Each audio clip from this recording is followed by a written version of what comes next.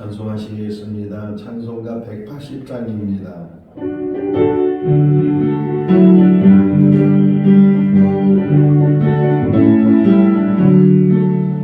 하나님의 나팔 소리 천진동할 때 예수 영광 중에 구름 타시고 천사들을 세계 만든 모든 곳에 보내어 구원받은 성도들을 모으리.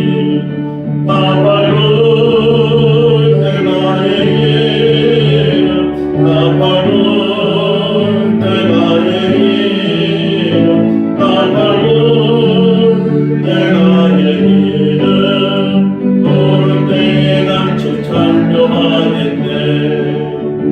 구름 속에 남자는 그때 다시 일어나 영화로운 부활 승리 오느니. 주가 택한 모든 성도 구름 타고 올라가 공중에서 주의 걸레오리. 나팔 불 때 나의 이름, 나팔 불 때 나의 이름, 나팔 불 때 나의 이름, 부를 때에 같이 찬송하겠네. 주 다시 오실 날을 우리 알 수 없으니 항상 기도하고 깨어 있어서 기쁨으로 그 앞에 우리 나가서 그때까지 참고 기다리겠네. 나팔 불 때 나의 이름, 나팔 불 때 나의 이름, 나팔 불 때 나의 이름, 부를 때에 같이 찬송하겠네. 베드로후서 3장 1절에서 10절 말씀까지입니다. 베드로후서 3장 1절에서 10절 말씀. 사랑하는 자들아, 내가 이제 이 둘째 편지를 너에게 쓰노니 이 두 편지로 너희의 진실한 마음을 일깨워 생각나게 하여 곧 거룩한 선지자들의 이해한 말씀과 주 되신 그주께서 너희의 사제들로 말미암아 명하신 것을 기억하게 하려 하노라. 먼저 이것을 알지니 말세에 조롱하는 자들이 와서 자기의 정욕을 따라 행하며 조롱하여 이르되 주께서 강림하신다는 약속이 어디 있느냐. 조상들이 잔으로부터 만물이 처음 창조될 때와 같이 그냥 있다 하니 이는 하늘이 일쪽부터 있는 것과 땅이 물에서 나와 물로 성립된 것도 하나님의 말씀으로 된 것을 그들이 일부러 잊으려 함이로다. 이로 말미암아 그때 세상은 물이 넘침으로 멸망하였으되 이제 하늘과 땅은 그 동일한 말씀으로 불사르기 위하여 부어하신 바 되어 경건하지 아니한 사람들의 심판과 멸망의 날까지 보존하여 두신 것이니라. 사랑하는 자들아 주께는 하루가 천년 같고 천년이 하루 같다는 이 한 가지를 잊지 말라. 주의 약속은 어떤 이들이 더디다고 생각하는 것 같이 더딘 것이 아니라 오직 주께서는 너희를 대하여 오래 참으사 아무도 멸망하지 아니하고 다 회개하기에 이르기를 원하시느니라.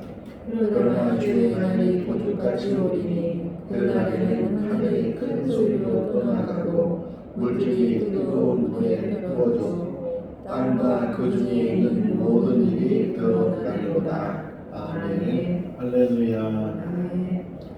70년대의 베스트셀러 중에 한 권이 갈매기의 꿈이라는 그런 책이 있습니다. 리차드 바크라는 사람이 쓴 책인데 그 내용에 잠깐 말씀을 드리면 갈매기 중에 한 갈매기가 그 갈매기의 이름이 조나단 리빙스턴인데 그 조나단 리빙스턴이 계속 공중으로 올라가는 거예요. 원래 갈매기는 해변가에 이렇게 물 가까이 바다 가까이 바다 속에서 물고기 잡아먹던 또 사람들이 버리는 그런 음식물에 대해서 이렇게 바다와 땅과 가까이서 날기만 하면 먹고 사는 일에는 지장이 없고 오히려 공중에 올라가면 먹을 것이 없으니까 일반적인 갈매기들은 늘 땅에서 그 땅 가까운 데서 날아다니고 먹고 사는데 늘 관심을 갖는데 이 조나단 리빙스턴이라는 갈매기는 그냥 계속 올라가는 거예요. 근데 이게 한 번에 되는 것이 아니고 독수리처럼 아주 높은 공중까지 올라가는 그런 새는 쉽게 올라가지만 갈매기 자체가 몸도 무겁고 날개도 독수리 같은 그런 날개가 아니기 때문에 높이 올라간다는 것이 쉽지가 않아요. 그래도 계속 연습하고 또 올라가고 그러면서 마침내 정말 자기가 원했던 높은 곳까지 올라가게 되는 그러면서 거기 명대사가 하나 나와요. 높은 곳에 올라가는 새가 먼 곳을 바라볼 수 있다. 늘 땅에서 있으면 땅 주변에 있으면 그러면 물론 먹는 것은 잘 보이고 그러지만 먼 것을 내다보지 못하고 늘 눈앞에 있는 것만 보게 되는데 힘들지만 어렵지만 정말 높은 곳에는 저 남들이 보지 못하는 그런 것까지 보게 되는 것처럼 우리 신앙인도 마찬가지예요. 그냥 세상 사는 사람들처럼 이 땅에서만 먹고 마시는 데 관심을 갖고 이 땅에서 성공하는 것만 관심을 갖는다면 하늘을 쳐다보지도 않을 것이고 하나님에 대해서 깨닫지도 못할 것이고 또 성경에서 약속하고 있는 영원한 나라가 있다는 것에 대해서도 알지도 않을 것이고 믿지도 않을 것이고 그럼에도 불구하고 우리들에게는 그 믿음의 눈을 주셔서 영원 육안으로 볼 수 없는 그런 영광을 갖게 해주시고 세상에서 볼 수 없는 그 영원한 하나님 나라를 바라볼 수 있도록 우리에게 은혜를 베풀어 주신 줄로 믿습니다. 성경은 방대하잖아요. 창세기부터 요한계시록까지 많은 이야기들이 담겨져 있는데 궁극적으로는 하나님 나라에 대해서 말해주기 위해서 또 하나님 나라가 있고 하나님 나라에 들어가야 된다고 9절 말씀을 보게 되면 하나님의 그 나라가 돼서 이제 예수님이 다시 오실 텐데 왜 지금까지 안 오셨는가? 왜 더디 오셨는가? 그 더디 오는 것이 아니고 하나님이 원하시는 것은 다 회개하고 그 안으로 들어갈 수 있도록. 지금도 마찬가지예요. 지금도 주님이 오시다는 이유 중에 하나가 지금이라도 한 사람이라도 더 신들러 리스트라는 그런 영어가 있죠.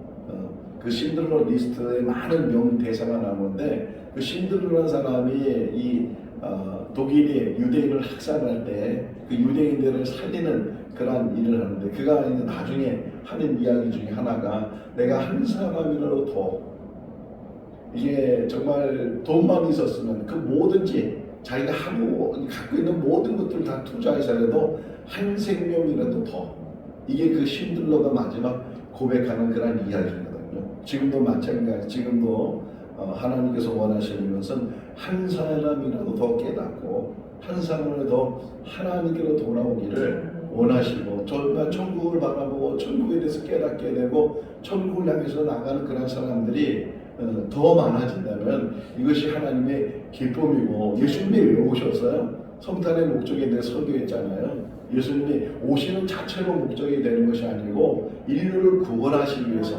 하나님이 사람이 되어서 이 땅에 오셔서 사람이 지은 모든 죄를 그러니까 사람이 받아야 될 벌을 대신 받으시고 대신 그 모든 것들을 짊어지시고 대속의 은혜를 베풀어 주셔서 근데 이 하나님이 사람에서 죽었다는 이 한 가지가 그 어떤 것하고도 비교할 수 없는 거라는 거예요.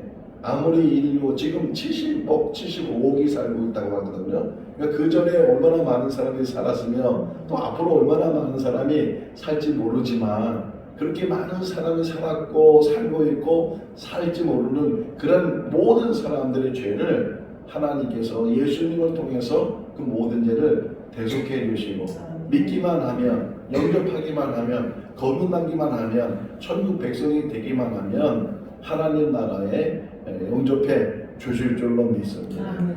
우리는 이 땅에 살고 있지만 하늘의 소망을 두고 천국을 향해서 나가는 그런 삶이 되는 줄로 믿습니다. 불쌍한 사람이라면 뭐 돈이 없어서 불쌍한 것이 아니고 부모가 없어서 불쌍한 것이 아니고 정말 불쌍하다면 열심히 교회는 다녔는데 열심히 믿음 생활을 한다고 했는데 혹이나 천국에 들어가지 못한다면 얼마나 불쌍하겠어요. 여기는 직분도 상관이 없어요. 목사라고 해서 천국 가는 것도 아니고 뭐 중직자라고 해서 천국 가는 것도 아니고 모태신앙이라 해서 천국 가는 것도 아니고 오랫동안 교회 생활하고 오랫동안 봉사 생활하고 오랫동안 선한 일을 했다고 해서 천국 가는 것이 아니고 그 모든 것들은 다 소용이 없어요. 천국 가는 일에서는 오직 예수님에 대해서 온전히 깨닫게 되고 믿게 되고 그분만 의지하게 되고 십자가 붙들고 천국 가게 되는 줄로 믿습니다. 이제 이 이야기예요. 베드로후서 3장이 결론적이잖아요. 1절에 보게 되면 이 두 번째 편지다. 이거는 두 번 편지를 썼는데 우리가 흔히 베드로전서, 베드로후서 이렇게 이야기를 하는데 베드로전서는 이제 외부적으로 어려움을 당하고 있는 성도들 향해서 흩어져 있는 나그네 같은 우리 인생들 또 우리 성도들 권면해 주기를 아무리 고난이 와도 이 믿음 때문에 어려움을 당해도 심지어는 죽음의 자리까지 순교의 자리까지 간다 할지라도 우리에게는 소망이 있으니까 그 믿음 잃지 말고 끝까지 그 믿음 지켜나가서 하나님 앞에 설 때 하나님께서 위로해 주시고 하나님께서 용접해 주시고 또 하나님께서 상급을 주시고 생명의 멸관을 주신다고 생명의 멸관을 받는 그런 삶이 우리 삶이 되야 되고 또 이 베드로후서를 쓰게 되는 것은 거짓 교사들이 2장에 나오잖아요. 거짓 선자들이 옛날에 있었던 것처럼 또 이 초대교회 안에 거짓 교사들이 들어와 가지고서 이 진리를 왜곡시키고 복음을 변질시키는 그런 자들이 많이 생겨서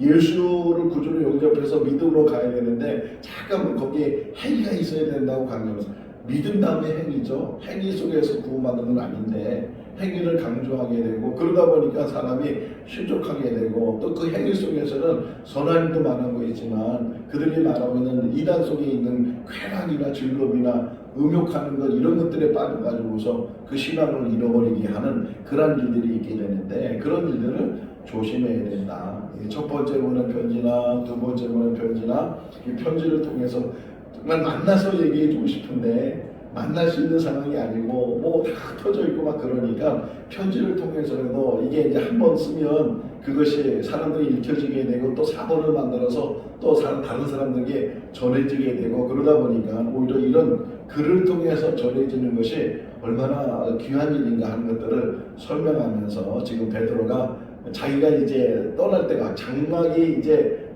다 지워질 때가 됐다고 말하는 것처럼 나는 떠나게 되지만 나는 이제 이 세상에서 삶을 다 마치게 되지만 그럼에도 불구하고 내가 들었던 것, 내가 보았던 것, 내가 정말 말하고 싶은 것 이런 것들을 너희들한테 당신들한테 이야기해주고 이 후대 사람들에게도 이야기해주고 그 하는 이야기가 뭐냐 기억나도록 어려울 때 다시 말씀을 붙들고 저는 요셉을 늘 공부하면서 또 요셉을 묵상하면서 그나마 요셉이 보디발 집에 가서 뭐 처음에 얼마나 황당했겠어요. 형들 때문에 그냥 얼떨결에 그냥 노예로 팔려서 이제 노예 시장에서 이렇게 팔렸는데 그나마 보디발 집에 이제 들어가게 됐는데 뭐 말을 할 줄 알겠어요? 일을 배운 적이 있겠어요? 형들이 다 일어나갈 때는 야곱 아버지가 늘 폼해서 일도 안 시키고 그랬던 이 요셉이 그 보디발 집에 와서 그렇게 고생을 했는데도 불구하고 그가 가정주부가 되고 또 보디발 아내가 유혹했을 때도 넘어지지 않고 그랬던 모든 것들이 요셉에게는 교육이 있었다는 거예요. 그러니까 야곱이 데리고 있으면서 우리 어릴 때 저도 기억나는 게 할머니 집 가게 되면 옛날 얘기 해달라고 그럼 꼭 들었던 얘기 중에 하나가 떡 하나 주면 안 잡아먹지 엄마가 떡 팔러 갔다가 돌아오길 호랑이 만났어 뭐 이런 저런 얘기를 늘 들렸던 것처럼 야곱도 아브라함의 얘기를 해줬을 때고 이삭의 얘기를 해줬을 때고 자기 얘기를 해줬을 때고 그러면서 그 얘기 속에서 하나님의 얘기를 하게 되고 그것이 어릴 때 들어서 그냥 들은 이야기였는데 정말 고난 가운데 있을 때 그래서 창세기 39장을 자세히 보시면 하나님이 그를 형통하게 하셨다. 하나님이 그와 함께 하셨다. 이런 말씀이 있는 것처럼 하나님이 형통하게 하면서 하나님을 기억했던 요셉 나중에 형들을 만나서 총리가 된다면 형들을 만나서도 당신들 나를 이곳에 보는 것이 아니고 하나님이 먼저 나를 보내셨다. 그 구원을 이루시기 위해서 하나님이 하신 일이다. 이렇게 이야기를 하는 것처럼 우리 여기 지금 베드로가 원하는 게 뭐냐면 끝까지 그 믿음을 잘 지키고 기억하고 있으면 좋겠다. 자, 2절 한번 읽어보세요. 2절 읽어볼까요? 그 거룩한 선지자들이 예언한 말씀과 주 되신 구주께서 너희의 사도들로 말미암아 그것을 기억하게 하려 하노라. 여기 거룩한 선지자들은 구약에 있는 구약 성경 하나님의 말씀을 받아서 그 말씀을 전해준 이 사람들의 이야기들과 더불어 또 예수 그리스도께서 베드로가 직접 따라다녔잖아요. 3년 동안 따라다니면서 예수님이 전해주신 그 사도들에게 가르쳐준 그 말씀이 물론 사도들이 교육받아서 사도들이 깨달아야 되지만 자기들만 깨달아서 가지고 있는 것이 아니고 이것을 전하는 거예요. 왜 사도라 그럴까요? 예수님은 또 복음서에 보면 제자들 이렇게 말을 하기도 하고 또는 누가 보면 제자들은 사도들 이렇게 말하기도 하고 누가라는 사람은 누가복음과 사도기를 썼으니까 두 가지를 다 보면서 이들이 사도가 되고 또 사도의 일을 감당하고 그런데 사도라는 의미는 선명했지만 보내심을 받은 사람이 그러니까 심부름꾼들이 하나님의 말씀을 듣고 그 하나님의 말씀을 전하는 그런 사도의 삶을 사는 건데 그들이 전해주는 말씀을 통해서 주님이 뭐라고 말씀하셨는지 예전에 선지자들이 뭐라고 말씀했는지 그 말씀 속에 하나님의 말씀이 있고 그 말씀 속에 하나님의 약속이 있다. 자, 우리 성경을 크게 두 가지로 나누죠. 구약과 신약 이렇게 나누잖아요. 그 약이라는 뜻은 뭐예요? 계약이라는 뜻이고 약속이라는 뜻이에요. 언약이라는 뜻이에요. 그러니까 하나님의 약속이 그 안에 기록되어 있고 그 약속된 것이 이루어지는 것이 성경에서 우리에게 보여주고 있는 것이다. 자, 예언돼 있어요. 성취됐어요. 또 성취될 거예요. 지금 이 세 가지거든요. 그러니까는 구약 선지자를 통해서 구약의 성경의 기록자를 통해서 많은 예언들을 그 안에 담아놓고 그리고 이제 신약을 통해서 예수님을 통해서 그 모든 예언들이 하나하나 다 이루어지게 되고 또 이제 그 신약 속에서도 또 약속하는 게 있잖아요. 다시 오신다. 이게 가장 큰 약속인데 다시 오실 것이다 라는 약속 속에 이제 초대교인들이 성도들이 지금도 우리가 그런 약속을 믿고 살아가고 있는데 어떤 사람들은 그 약속을 조롱한다는 거예요. 봐라, 오려면 벌써 왔어야지. 지금 2000년이 지났는데도 안 왔지 않았느냐. 자, 사도 바울이 다메섹에서 변화되고 이제 그 예수님 믿는 사람을 핍박했던 사람이 이제 예수님을 구절하고 증언하는 사람으로 바뀌고 그러고 나서 이제 그가 금방 사도가 된 게 아니에요. 금방 복음 전하는 사람이 된 것이 아니고 이제 많은 묵상 속에서 또 이제 혼자 많은 말씀을 연구하면서 그러면서 더 연단이 되고 준비가 되고 그런 가운데 바나바를 만나고 이제 안디옥에 사역하다가 이제 선교사로 그 일들을 감당하게 되는데 자, 바울이 가지고 있는 신학도 점점 변해요. 그러니까 처음에 데살로니가 전서를 쓸 때만 해도 바울이 가지고 있는 종말론이나 바울이 가지고 있는 재림 사상은 곧 오신다는 거예요. 그러면서 항상 전제가 뭐냐면 그때와 그 시는 알지 못한다. 그러나 우리가 볼 때는 곧 오실 거다. 이런 믿음에 이걸 흔히 말하는 긴박한 종말론이라는 거예요. 긴박한 종말론 속에서 우리 시대에 우리 때에 주님이 오실 거다. 오실 수 있다. 이런 믿음 안에서 복음을 전했거든요. 그런데 점점 시간이 지나면서도 이게 잘 주님이 오실 흔히 말하는 기미가 안 보여. 기미가 안 보이고 언제 오실지도 모르고 그러니까 혹 이게 우리 죽고 나서인가 아니면 다음 세대인가 어느 때인가 이거는 지금도 마찬가지잖아요. 지금도 그때는 아무도 모르네. 10절 말씀을 보게 되면 도둑같이 이게 이 도둑이라는 것은 나쁜 표현이에요. 도둑 이 자체가 나쁜 거지만 이 말을 한 것은 도둑이 암시하지 않고 말하지 않고 내가 몇 시에 너희 집 가서 도둑질할까 이런 도둑은 하나도 없잖아요. 그냥 부지중에 와가지고서 물건 훔쳐간다든가 이렇게 부지중에 오는 것을 의미하는 건데 이렇게 부지중에 알지도 못하는 중에 주님이 재림하시게 될 거다. 그래서 오늘 찬송가 180장 부르는 것도 정말 우리가 살아있는 동안에 나팔 소리를 듣는다면 주님께서 오실 때 공중에서 우리가 들림을 받을 것이 혹이나 우리 세대가 지나고 한참 후에 주님이 오신다 할지라도 죽은 자들도 다 일어나게 되고 다 하나님으로부터 돌림받게 되고 지금 썩어질 육신이 속죄하는 육신으로 변화돼서 영원히 살게 되는 그런 믿음으로 우리가 살게 될 텐데, 근데 어떤 사람들은 그것을 조롱한다는 거예요. 3절 보세요. 이제 그 얘기거든. 읽어볼까요? 먼저 이것을 알지니 말씀에 조롱하는 자들이 와서 자기들의 정욕에 따라 4절 이르되 주께서 강림하신다는 약속이 어디 있느냐? 그런데 참부터 만물들이 처음 창조될 때와 같이 그냥 있지 아니하냐. 세상이 끝났다고 얘기하고 이제 주님이 오시면 모든 세상이 심판을 받는다고 너희들이 얘기하는데, 근데 눈으로 볼 때는 아무 징조가 없다는 거야. 아무 변화가 없다는 게, 주님이 언제 오실지 거짓말하지 말라는 게, 왜 없는 일을 있는 일처럼 말하냐, 이렇게 막 왜 속이냐 이렇게 조롱한다는 게, 조롱하는 자들이 이렇게 조롱하고, 봐라 옛날에 창조했던 그 지금 세상이나 우리가 살고 있는 지금 세상이나 변한 게 뭐가 있느냐 이렇게 얘기한다는 게, 거기에 혹 미혹당하지 말아야 되고, 우리가 가지고 있는 신앙에 대해서 우리도 변질되지 말아야 돼.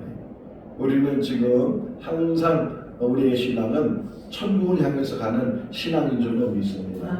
2000년 전에 초대교회 성도들이나 2000년이 지난 지금 우리의 신앙이나 동일한 신앙을 가지고 있는데, 천국을 향해서 가는 게 요한복음 14장에 말씀하잖아요. 너희는 근심하지 말라. 하나님 믿으니 또 나를 믿으라. 내가 가서 너의 고초를 예비한 후에 내가 다시 와서 너희를 나 있는 곳에 영접하시겠다. 이렇게 말씀하신 것처럼 주님은 우리의 처소를 예비하시고 다시 오실 줄로 믿습니다.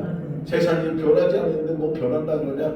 노아 시대를 얘기해. 노아 시대에 노아가 방주를 만들 때 사람들 다 손가락질하면서 조롱하면서, 아니 무슨 비가 온다고. 보세요, 지금 이 이상 기온 때문에 날씨는 어느 곳에 막 폭설이 내리고 어느 곳에 막 비가 많이 내서 홍수가 나고 뭐 지진이 나고 이런 일들이 일어나는 것을 보게 되면 인간의 상상을 초월한 일들이 일어나고 있잖아요. 지금도 이 겨울인데도 날이 얼마나 따뜻해졌는지, 눈이 내리는 것이 지금 비가 내리고 며칠 동안 비가 온다고 하고, 장마도 아닌데 이 겨울장마가 생겼는지 비가 온다고 하는 이런 모든 것들을 통해서 우리에게 보여주셔요. 보여주시고 있는데도 깨닫지 못하는 게, 보지 못하는 게, 왜? 갈매꿈 얘기했잖아요. 앞에 있는 것만 먹이만 찾아다니고 늘 세상 것만 바라보며 그러면서 하늘의 것을 깨닫지 못하고 하나님의 뜻을 깨닫지 못하니까 알지 못하는 얼마나 많이 있느냐. 결국 물의 심판이 있었을 때 몇 명이나 구원받았겠느냐. 노아와 그 7 식구만이 구원받았다. 이런 물 심판이 있었고, 소돔과 고모라 심판에서도 롯과 2 딸만 구원을 받았다. 그 예언되어 있는 말씀을 믿지 못하고, 또 롯의 아내는 그냥 같이 따라가서 끝까지 가야 되는데 혹이나 미련이 있는지 뒤돌아보는 바람에 그만 가다가 소음기둥이 돼서 그가 거기서 벗어나지 못한 그런 모습도 보면서, 우리도 미련을 갖지 말고 뒤돌아보지 말고 세상 바라보지 말고, 옛날이 더 좋았을 거라고. 이스라엘 백성들 보세요. 출애굽 나와가지고서 어려울 때마다 힘들 때마다 뭐라고 해요? 야, 애굽에 살 때가 더 좋다고.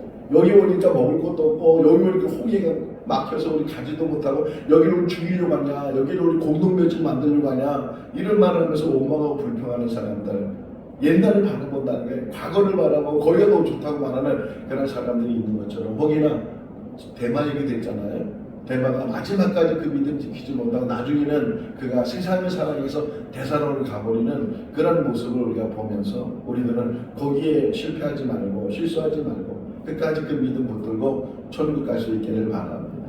생거진천 교회 안에 있는 모든 성도들, 아니 모든 교회에 있는 모든 성도들 한 사람도 실족함이 없이 천국에 이런 그런 은혜가 있어야 되고, 자, 노아 때는 물 심판이었다면 앞으로 이제 다가올 심판에 대해서는 불 심판이 있게 될 것이다. 모든 것들이 다 사그라지게 될 것이고, 요한계시록 말하고 있는 것처럼 새 하늘과 새 땅이 이루어지는 그런 놀라운 역사들을 하나님이 이루실 것이다. 그것을 바라보면서 그것이 잘 참고 이겨나가야 된다는 것을 우리에게 이야기를 해주고 있어요. 7절 읽어볼까요? 이제 하늘과 땅을 그 동일한 말씀으로 보호하신 바 되어 경건하지 않는 사람들의 심판과 멸망의 날까지 보존하여 두신 것입니다. 한 번은 이제 농부가 이제 농사를 짓고 있는데 종들이 와가지고서 주인님 그 가보니까 가라지가 얼마나 많은지 가라지를 뽑아버립시다 이렇게 얘기하니까 그 주인이 하는 얘기가 그냥 돌아 추수할 때까지 돌아 그리고 추수 때가 되면 가라지를 먼저 다 없애버리고 알곡은 알곡대로 가는 가는대로 이렇게 나누게 되고 갈라지게 되는 거죠. 지금도 마찬가지. 지금도 심판이 없다고 예수님의 재림이 없다고 이 무슨 뭐 이런 세상에 무슨 이 세상에 종말이 오겠냐고 말하는 그들을 그냥 두시는 거예요. 그냥 두 가지죠. 그냥 뒀다가 정말 때가 되면 심판 때가 되면 멸망한 자들은 멸망하게 되고 구원받은 자는 구원받는 그런 일이 있게 되는데 그럼에도 불구하고 이 베드로 또는 하나님의 마음이 전해지는 게 뭐냐면 서두에 말씀드린 것처럼 그럼에도 불구하고 한 명은 신드렐라 리스트에 나오는 그런 대사 중에 하나가 또 뭐였냐면 한 사람의 생명이 세상과 바꿀 수 있다는 거예요. 이 말은 뭐냐면 한 사람의 생명이 천하보다 귀하다 이 말씀하고 같아요. 하나님은 지금도 그 마음을 가지시고 한 영혼이 돌아오기를 지금도 기다리고 계시는 줄로 믿습니다. 그러면서 설명하는 게 하루가 천년 같고 천년이 하루 같다. 요 8절 말씀이에요. 8절 읽어볼까요? 사랑하는 자들아 주께서는 하루가 천년 같고 천년이 하루 같다는 이 한 가지를 잊지 마라. 하루가 천년 같고 우리는 이 천년의 세월이 얼마나 긴 세월이에요. 근데 하나님 앞에서는 천년이 하루 같다는 거예요. 어느 과학자들이 또는 천문학자들이 이야기하기를 지구의 나이를 말하면서 지구의 나이가 지금 한 45억 년이래. 45억 살이래. 45억 살. 말이 45억 살이지 이걸 하루로 따지고 연으로 따져도 이 헤아리지도 못하는 그런 세월이 그런 거잖아요. 그런 뭐 45억이 지나든 아니 450억이 지나든 하나님 앞에 그 모든 것들이 순간이에요. 자, 영혼이라는 시간 속에서 영혼은 시간도 없는 거예요. 영혼이나 혹이나 이런 시간을 만든다면 혹이나 그 안에 우리가 살고 있는 우리 이 시간은 얼마쯤 될까요? 점으로도 찍을 수 없는 시간이잖아요. 표시도 안 나는 시간. 아니 지금과 지금도 이 지금과 커 보이고 얼마나 커요. 엄청 크잖아요. 우리가 볼 때는. 근데 우주로 보면 이 지구는 점으로도 표시할 수 없는 그런 작은 존재거든요. 그러니까 시간이나 공간이나 이 모든 세상에 일어나는 모든 일들이 인간의 지식으로는 깨달을 수 없는 일들이 너무 많은데 하나님 앞에서는 그 모든 것들이 순간일 수밖에 없는데 그럼에도 불구하고 더딘 이유가 뭐냐? 바로 9절이에요. 9절 읽어볼게요. 주의 약속은 어떤 이들이 더디다고 생각하는 것 같이 더딘 것이 아니라 오직 주께서는 너희를 대하여 오래 참으사 아무도 멸망하지 아니하고 다 회개하기에 이르기를 원하시느니라. 주님이 원하시는 것 다 회개하고 한 사람이라도 더 돌아오기를 원하셔서 더딘 것이 아니라는 거예요. 일부러 더디게 하시는 이유 중에 하나가 한 사람이라도 더 그것이 하나님의 마음이고 아버지의 마음인 줄로 믿습니다. 그러나 반드시 10절에는 반드시 예수님이 오시게 되고 심판때가 이르게 되고 심판만 있는 것이 아니고 구원의 역사가 구원의 완성이 이르게 되고 하나님 나라가 완성이 될 텐데 흔들리지 말고 그 믿음으로 날마다 승리해 가는 거예요. 우리들도 그 믿음 안에서 끝까지 승리해 나가는 천국 문에 멈추는 것이 아니고 천국 문을 통해서 그 안에 들어가는 우리 모두가 다 될 수 있기를 주님의 이름으로 축원합니다. 기도하겠습니다. 사랑과 은혜가 많으신 하나님 아버지, 잠언의 말씀을 묵상해 보면 지혜는 그 어떤 것하고도 비교할 수 없다고, 금이나 은으로도 비교할 수 없다고 말씀하고 있는 것처럼 천국에 대한 믿음은 그 어떤 것하고도 비교할 수 없는 가장 아름답고 가장 귀한 믿음인 줄로 믿습니다. 세상에 살면서 먹고 마시는 일이 우리의 삶의 일부분이지만 혹여나 그 일로 인해서 하늘을 바라보지 못하고 영원한 나라를 바라보지 못하는 그런 어리석은 삶이 되지 않도록 우리 한 사람 한 사람을 붙들어 주시옵소서. 나그네와 같은 인생 하루하루의 삶, 또 이제 2023년 한 해가 저물어 가고 있습니다. 아버지, 이렇게 1년이 지나고 2년이 지나고 세월이 지나게 되면 우리는 결국 세상의 모든 일들을 내려놓고 하나님의 부르심을 받게 되는데, 하나님의 부르심을 받기 전에 온전한 믿음 안에서 거듭나게 하시고 예수 안에서 구원에 이르게 하여 주시옵소서. 흔들리지 않게 해주시고 뒤돌아보지 않게 해주시고 실족하지 않게 해주시고 자로나 우러나 치우치지 않게 하여 주시옵소서. 하나님의 귀한 사랑을 다시금 깨닫고 다시금 묵상하는 귀한 하루가 될 수 있도록 은혜를 베풀어 주시고, 또 우리 성도들 가운데 여러 가지 문제를 가지고 또 하나님 앞에 간구하는 그런 기도를 오늘도 들어주시고 응답하여 주시옵소서. 치유되게 하시고 회복되게 하시고 더 풍성함으로 더하여 주시옵소서. 오늘 하루의 삶을 부탁드리옵고 우리를 원하신 예수님의 이름으로 기도하옵나이다. 아멘. 마쳤습니다. 자유롭게 기도하시기 바랍니다.